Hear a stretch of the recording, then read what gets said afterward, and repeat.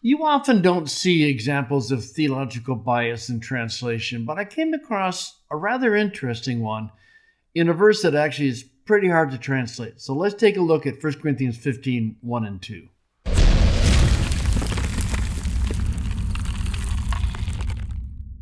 Paul writes, I make known to you, brothers and sisters, the gospel which I preached to you all, which also you received, in which also you stand. Now, this is an example of histemi. It is perfect in its form, but the oddity of this word is that it's translated as a present. So it's in which also you stand, or you are standing. And then in verse 2, through which also you, actually here's sozo, and you have to decide what aspect, but I think most likely it should be continuous, through which also you are being saved, because that's the whole thrust of verse 2, because of the conditionality of the second half of verse 2. And you get this really odd use of the interrogative pronoun tis. We'll come back to this second. In the word that I preached to you all, if you hold firmly, unless, if not, a little redundant, in vain you believed. Perhaps it's a little easier to look at these two verses if we phrase them. So here he goes. This is, but I make known to you, brothers and sisters, the gospel. And then what you have are a series of modifiers, don't you? Relative clause, prepositional phrase where the object is a relative clause, and another preposition with a relative clause as its object. And so goes, it's the gospel which I preached to you, which also you received, in which you stand, or in which you are standing, through which also you are being saved.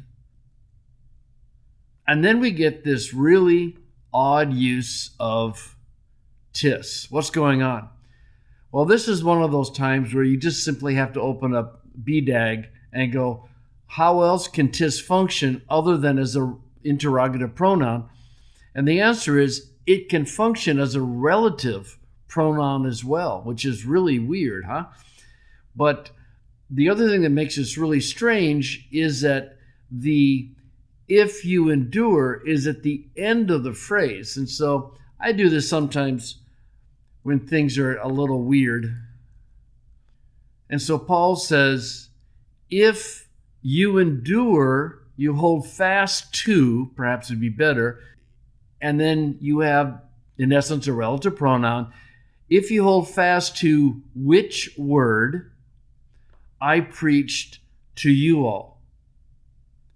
And then you have this rather redundant expression, otherwise, if not, in vain, you believed. So the first thing I wanted to point out was that this is the use of tis as a relative pronoun, and you have the if you hold fast to at the end of the sentence. So if you hold fast to which word I preached to you all, unless otherwise you believed in vain. But the other thing I wanted to point out was this eke. And if you scan through the different translations, you'll see that they're all saying in vain, in vain, in vain, in vain, in vain, in vain, until you come to the NLT. And look what they say. Unless, of course, you believe something that was never true in the first place. Now, that's their interpretation of what vain means. But I think that's pretty highly interpretive. And what they're saying is, if you look at these other translations, it's the idea that some faith is not saving faith, right? And the faith that's not saving faith is the faith that doesn't endure. And here they're removing that possible interpretation, and they're saying, well, you never believed anything to begin with in the first place. I think that's a little over the top. And if you've been listening to me very long, I like the NLT. But this never true is their understanding of a K. And I just don't think that's what it's saying. If you check out the dictionary entry for a K, you can see that without cause, without having a result, to no avail, to no purpose, without due consideration. I don't think the idea of it was never true in the first place is beyond what the word means. But if I can go back to my phrasing here, you are going to have to answer the question of how are you going to translate these two, in essence, present tense verbs. And because Paul is introducing an element of conditionality, if you hold fast to, I think that you have to say in which you are standing, through which also you are being saved, if you endure, if you hold fast. It's the doctrine of perseverance. I know there are people who, because of their theological convictions, don't like what I just said, but I kind of retreat back to a common line, and that is, well, it has to mean something.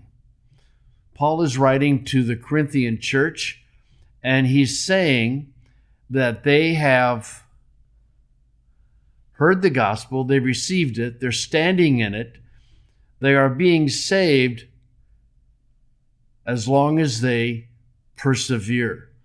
Now, whatever your doctrine is on perseverance of the saints and security of the believer, this verse has to mean something. And the NLT has taken a position, but I think that goes beyond the text. So the question is, what do you think this means?